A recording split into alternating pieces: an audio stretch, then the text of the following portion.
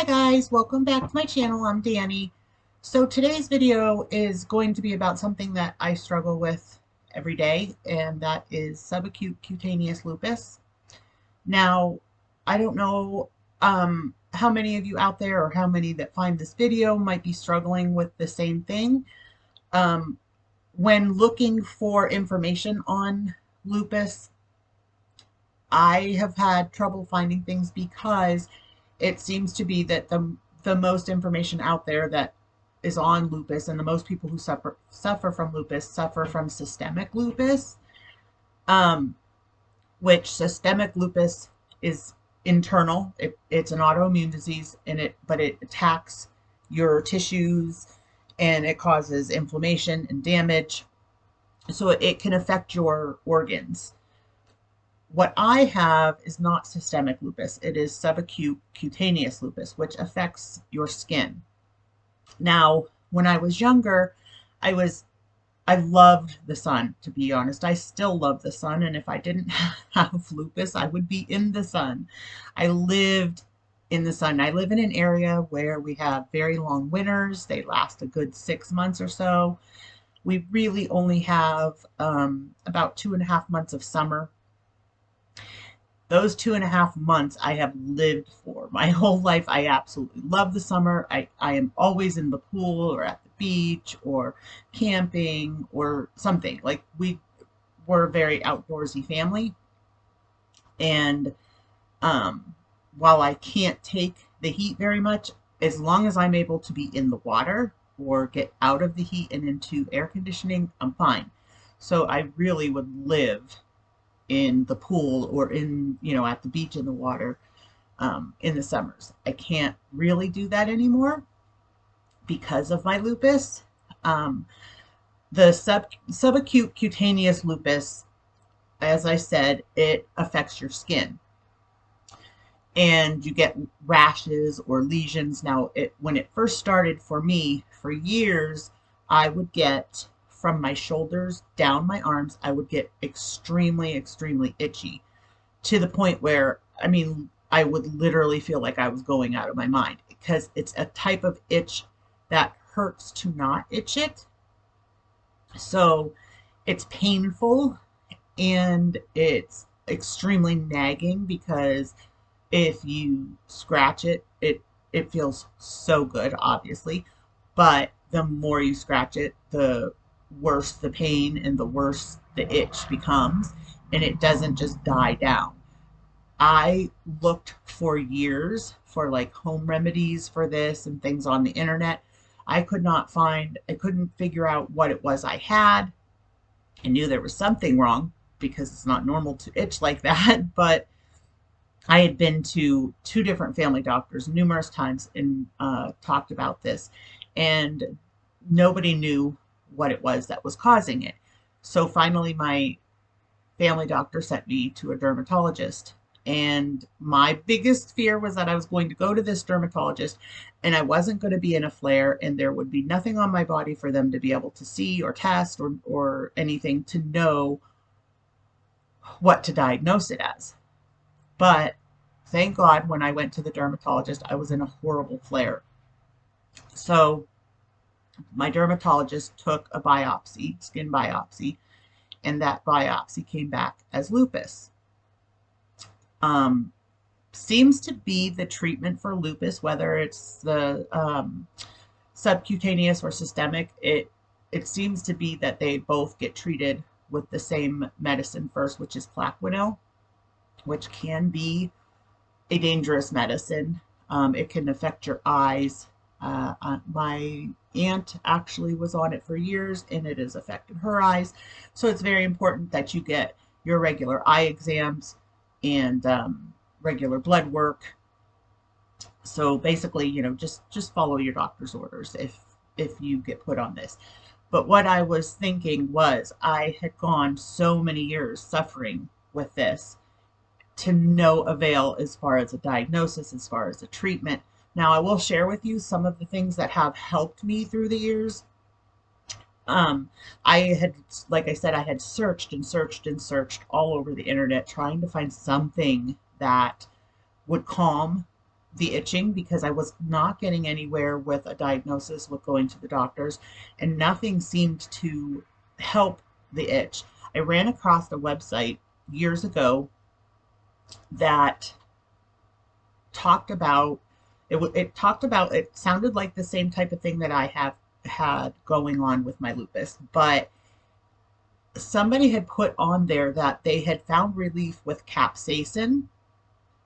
Now, I believe I have this pulled up. Capsaicin, yes, there it is. Now, I will say this helps tremendously, but you have to put it on every day. And basically, it says, you see, it says arthritis pain relief. Basically, what it does is it numbs your nerve endings. So while this capsaicin is extremely, extremely hot, so I recommend if you are going to use it, you need to put rubber gloves on to apply it because it is next to impossible to get it all off of your hands by washing. And too many times I have touched my eye or my daughter when she was younger, if she came up and, was hanging on me or hugging me on my arm, and it got on her lips or it got on her eyes, it burns horribly. In fact, my husband, which he has a very high pain tolerance, but he had a bad neck. And so at one point I was like, well, why don't we try putting my capsaicin on? Because nothing else was helping him. We put the capsaicin on his neck and he literally had to go shower it off because it was so hot. It was burning him. The odd thing is that when I put the capsaicin on, I barely feel it.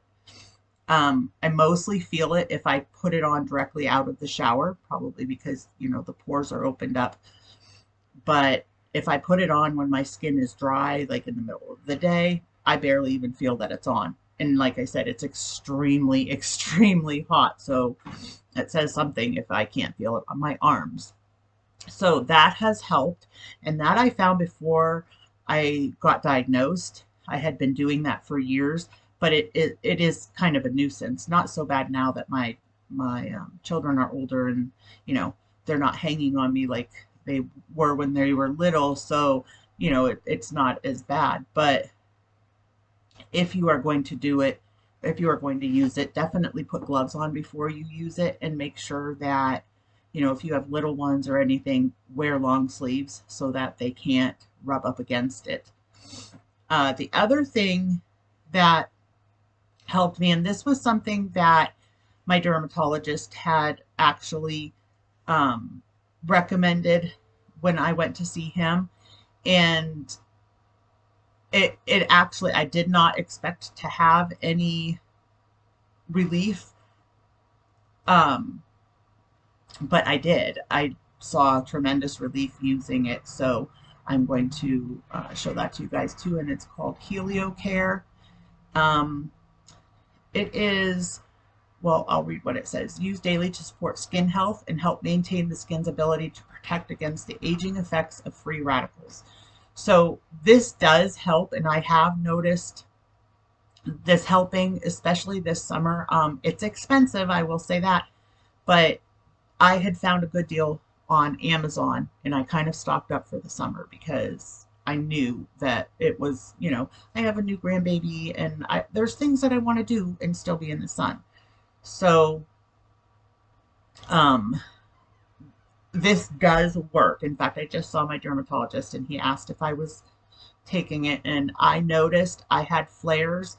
It used to be that my flares would only happen after I started to itch, but now I notice I will wake up in the morning and I will have areas that are red and inflamed and I haven't even touched them, and then they will start to itch.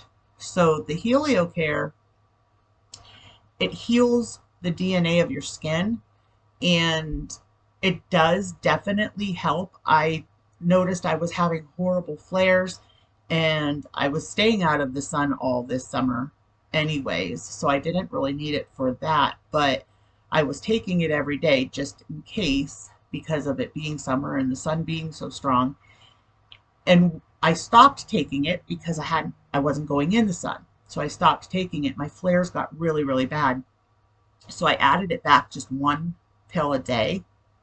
Now these pills you can take, and it'll tell you, like, you can take 3, 4 pills, and if you are going to be, excuse me, hey guys, I have the hiccups.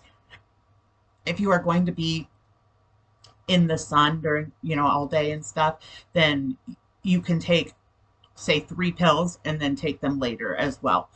Of course, guys, I'm not a doctor. Follow the care package instructions and everything.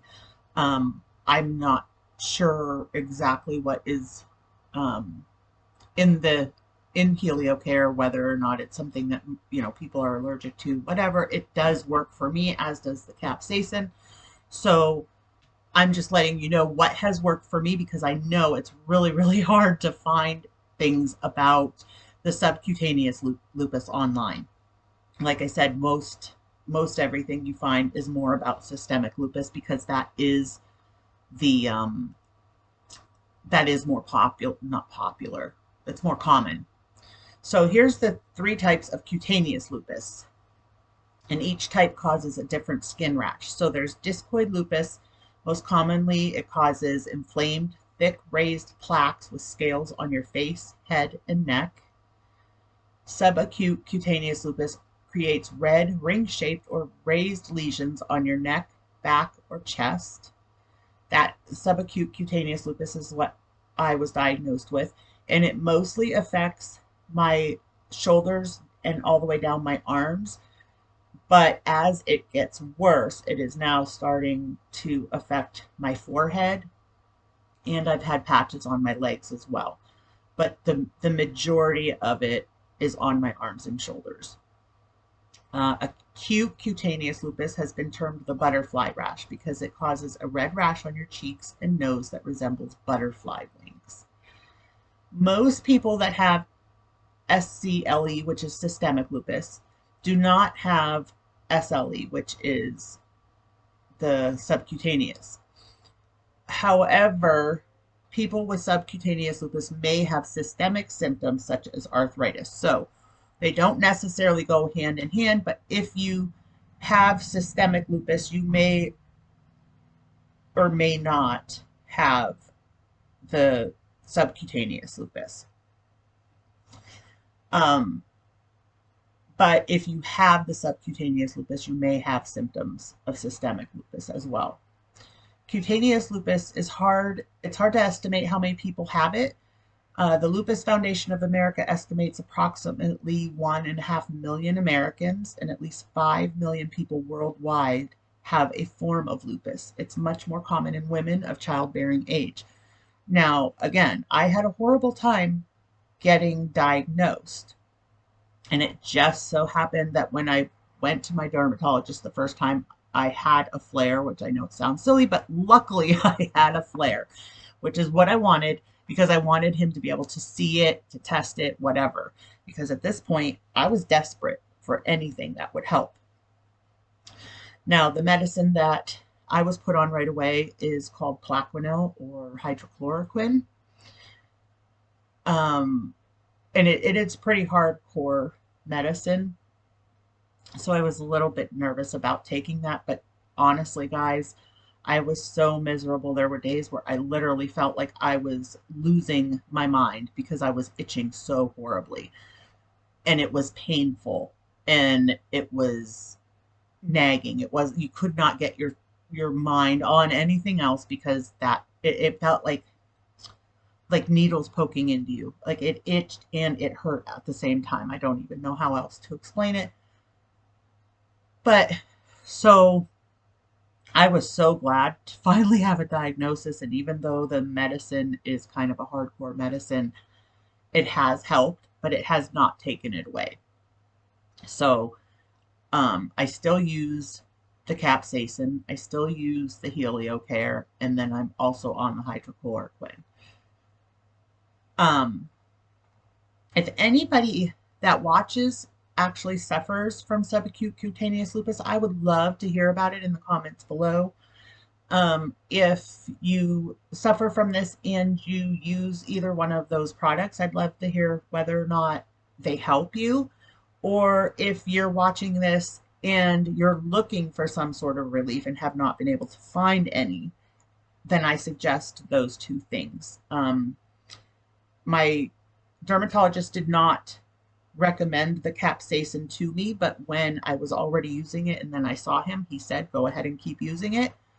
So it's okay for me to keep using that. And then he is the one that suggested me using the Heliocare. And I have noticed that it really does help.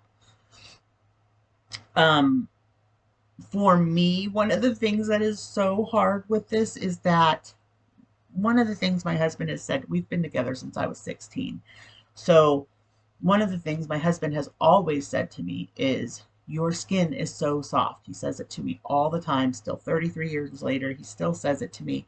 So it really upsets me that it's affecting my skin, and my skin may not always be so soft because I do get horrible outbreaks, and it's like a scaly draw. It's not scaly to the point like psoriasis. I don't know how to explain it, but it gets red and inflamed and raised. It's just not comfortable, guys. But I would love to talk to anybody that may be suffering from this, because I, like I said, have had a horrible time finding people or support groups or anything. I'm in a couple support groups on Facebook, but again, mostly what you hear about is systemic lupus, which don't get me wrong, I am thankful that that is not what I was diagnosed with, because systemic lupus is more serious. But the subacute cutaneous lupus is major nerve-wracking, and I'm telling you, by the time I saw my dermatologist for the first time, I was ready to lose my mind. And if I had not gotten any relief, I don't know what I would have done, because it's horrible. So hopefully you guys have learned a little bit about subcutaneous lupus, how it's diagnosed, what different things can be done to treat it. Here are some other things that can be used to treat it. Sun protection: apply a broad spectrum of sunscreen of SPF 30 or higher when you're out in the sun. I do this on top of the Heliocare. Topical steroids: hydrocortisone, triamcinolone, or I'm not even going to try to pronounce the last one.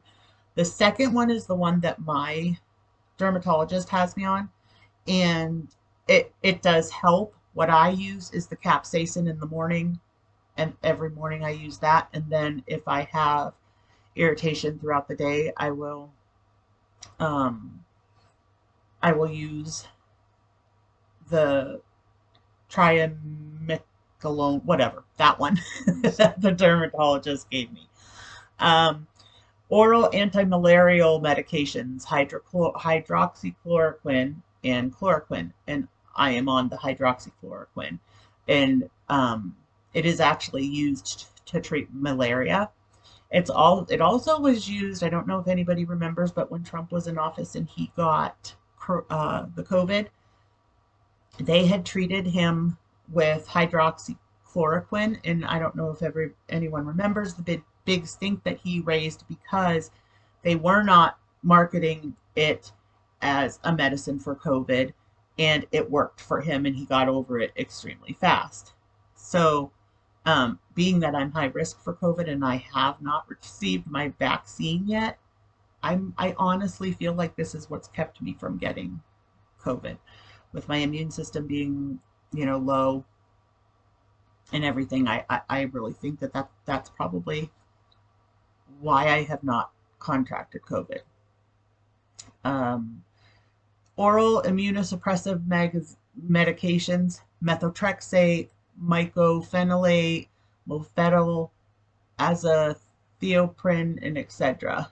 I'm not on any of those medications, although I know methotrexate. I know I've heard of that, but I'm not sure what it's for. And then anti-inflammatory drugs: dapsone, sulfosate, salazine, etc.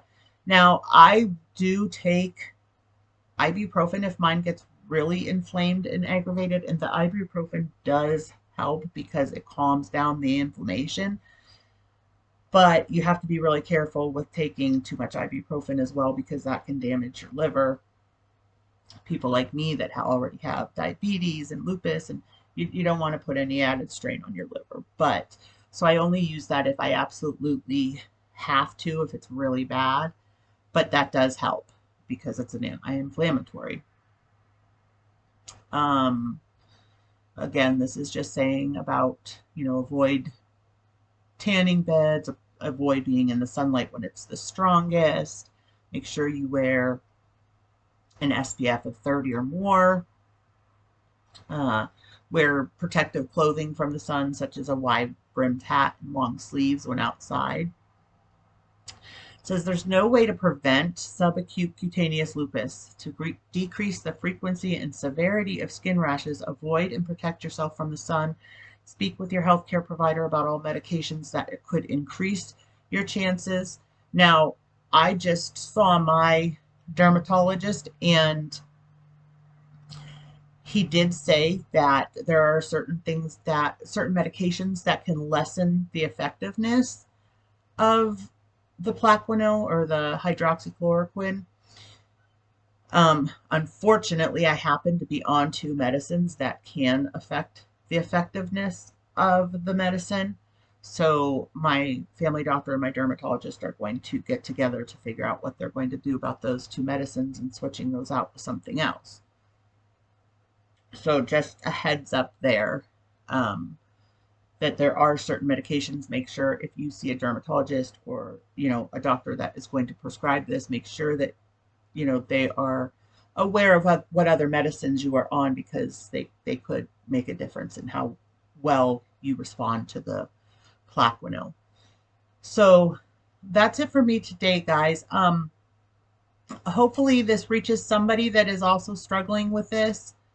Uh, I I just that's my hope, is that it reaches somebody else that is struggling with it. I know when I was going through it and I wasn't diagnosed and I had no idea what it was nerve-wracking. It was so frustrating. I couldn't find anybody else experiencing it.